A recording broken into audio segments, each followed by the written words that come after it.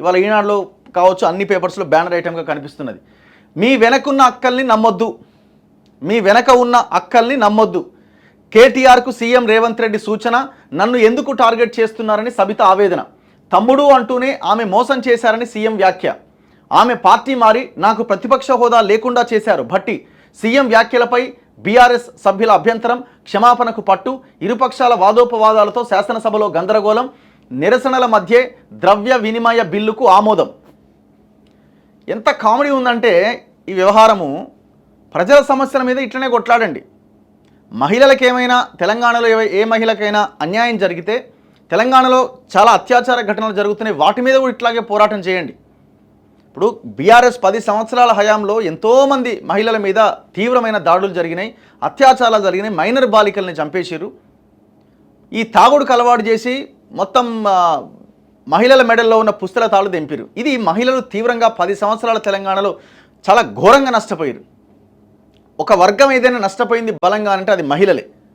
10 ఏళ్ళు దాటింది, same continue అవుతున్నది. దాంట్లో ఏమీ చేంజ్ లేదు.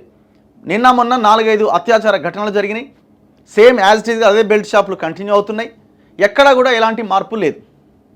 మరి ఈ రకంగా మహిళల జీవితాలు నాశనం అవుతుంటే మీకు గుర్తుకురారు. సబితా ఇంద్రారెడ్డికి ఆమెను అన్నందుకు మహిళ అని గుర్తొచ్చింది. ఇక్కడ పాయింట్ ఏంటి? రేవంత్ రెడ్డి అన్నదేంది? మీ వెనక ఉన్న అక్కల్ని నమ్మొద్దు.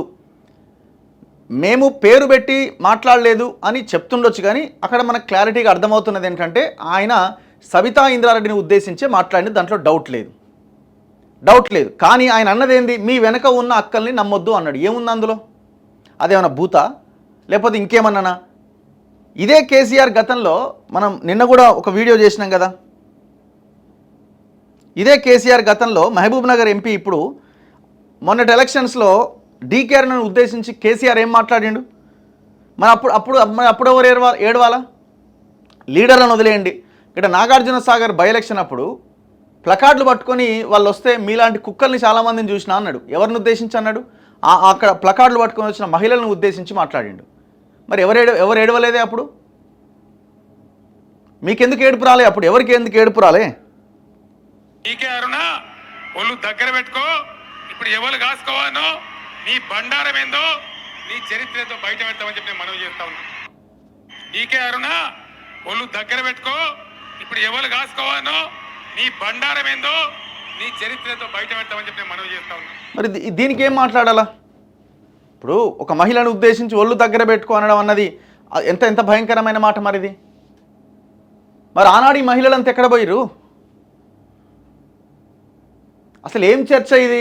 దీనికోసం అసెంబ్లీ అంత గందరగోళం అంటూ అట్టుడికిన సభలో గందరగోళం. జనం ఇష్యూస్ మీద క్వశ్చన్ చేయండి, మాట్లాడండి. అప్పుడు మాట్లాడండి.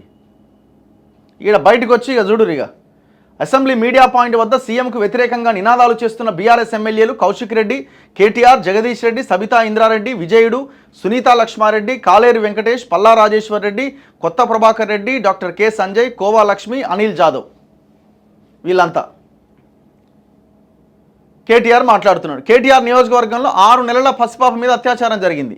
ఈయన పార్టీ నాయకుడే చేసిండు. ఆ రోజు ఈయన పార్టీ నాయకుడే 6 నెలల పసిపాప మీద అత్యాచారం చేసిరు. బాధితులకి పాపం వాళ్ళకి ఇంతవరకు న్యాయం జరగలే. వాడు దర్జాగా బయటికి బెయిల్ మీద తీసుకొచ్చి వాడిని తిప్పుతున్నారు పార్టీలో. మరి మీకేమున్నదిగా? మీకేం అర్హత ఉన్నది? ఆయన అన్నదేముంది అక్కడ? అసలు అక్కడ మీ అక్కల్ని నమ్మొద్దని మరి మీరు ముంచింది నిజమే కదా. మీరు ఒక పార్టీ నుంచి గెలిచి ఇంకొక పార్టీలోకి పోయిరు, మరి ముంచింది నిజమే. దాంతోపాటు ఇక్కడున్న కాంగ్రెస్ కూడా ఆన్సర్ చెప్పాలి. ఇప్పుడు మీరు ఇక్కడ ముంచి అక్కడ తేలిరు అని అన్నారు మీరు, మరి అక్కడ ముంచి ఇక్కడ తేలిరు కదా నిన్న మన ఒక 10 మంది, అంతే కదా? దొంగలే అంతా. సో అందుకే నేనేమంటున్నా అంటే ఈ వ్యాఖ్యలంతా సీరియస్గా తీసుకోవాల్సిన అక్కర్లే. మీకు ఇది కామనే. మీరు బండబూతులు తిట్టుకున్నా ఒక పార్టీలో ఉన్న ఒక మహిళని కానీ, ఒక పార్టీలో ఉన్న ఒక నాయకురాల్ని కానీ, ఒక పార్టీలో ఉన్న ఒక దళిత నాయకున్నో, బీసీ నాయకున్నో, ఇంకో నాయకున్నో మీరు తిట్టుకుంటే దానికి మహిళలకి, ఆదానికి బీసీలకి, ఆదానికి దళితులకి ఏం సంబంధం? ప్రజల మీద దాడులు జరిగినప్పుడు మాత్రం మీరు రెస్పాండ్ అవ్వరు. మీ మీద దాడులు జరిగినప్పుడు మాత్రం మీకు మహిళలు గుర్తొస్తారు, బీసీలు గుర్తొస్తారు, దళితులు గుర్తొస్తారు, గిరిజనులు గుర్తొస్తారు, అన్నీ గుర్తొస్తాయి మీకు. అప్పుడు అందుకే మనం ఈ డిస్కషన్ని, ఈ చర్చని చాలా లైట్ తీసుకోవాలి. ఆమె ఏడ్చిందట, వీళ్ళు తిట్టిరట. ఎందుకు ఏడుపు వస్తుందండి మీకు? ప్రజలకు జరిగినప్పుడు, ఇబ్బందులు జరిగినప్పుడు ఎందుకో ఏడుపు రాదు మీకు?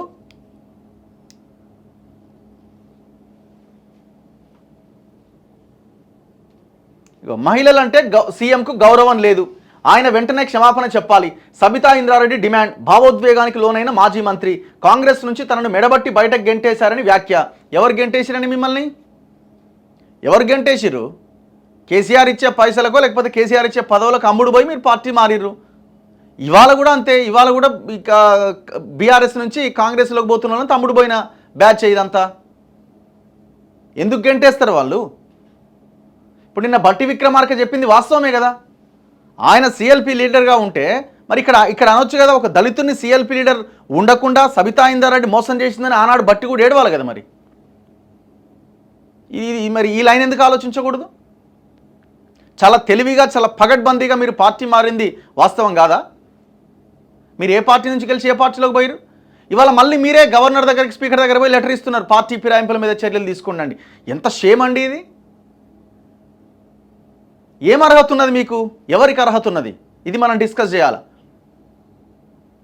నాయకులు మహిళల మీద, మహిళా నాయకురాల మీద దాడి జరిగితే మహిళల మీద దాడులు అంటారు. దళితుల మీద, బీసీల మీద దాడులు జరిగితే, గిరిజనుల మీద దాడులు జరిగితే బలహీన వర్గాల మీద దాడులు అంటారు. మరి అదే బలహీన వర్గ ప్రజల మీద, అదే మహిళల మీద, ప్రజల మీద దాడి జరిగితే మాత్రం మీకు నోరు రాదు. అపోజిషన్లో ఉన్నప్పుడు అరుస్తారు, అధికారంలోకి వచ్చిన తర్వాత నోర్లన్నీ కుట్లేసుకొని పడుకుంటారు. ఏనాడు ఒక్క మహిళ మీద జరిగిన దాడి మీద ఈ బీఆర్ఎస్ వాళ్ళు మాట్లాడిరా? అప్పుడు కాంగ్రెస్ మాట్లాడింది, ఇప్పుడు కాంగ్రెస్ మాట్లాడదు.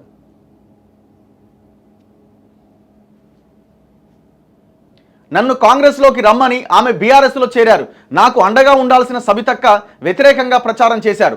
సునీతక్క కోసం ప్రచారానికి వెళితే అప్పటి ప్రభుత్వం నాపై కేసులు పెట్టింది. అందుకే అక్కల మాటలు నమ్మి మోసపోయానని సభలో చెప్పా. మీడియాతో ఇష్టాగోష్ఠిలో సీఎం అట. అంటే ఇప్పుడు మీకు సంబంధించిన వ్యవహారం అన్నట్టు ఇది. అసలు ఇది అసెంబ్లీలో డిస్కస్ చేయాల్సిన అంశమే కాదు. ఫస్ట్ థింగ్,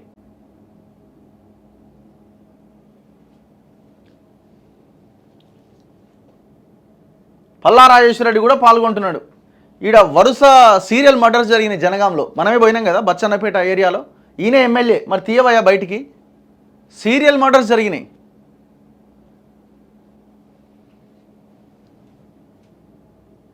ఇగో సీఎం పదవికి రేవంత్ అనర్హుడు, క్షమాపణ చెప్పాలి కేటీఆర్.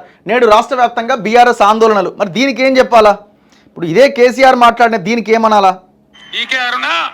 ఒళ్ళు దగ్గర పెట్టుకో, ఇప్పుడు ఎవరు కాసుకోవాలో నీ బండారం ఏందో, నీ చరిత్రతో బయట పెడతామని చెప్పి నేను మనవి చేస్తా ఉన్నా. దీనికి ఏమనాలా?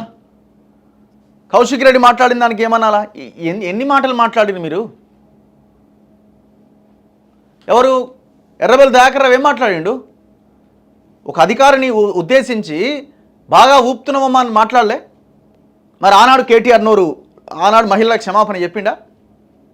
ఒక మహిళా అధికారిని ఉద్దేశించి ఎర్రబెల్లి దయాకర్ రావు ఏం మాట్లాడండి ఆనాడు?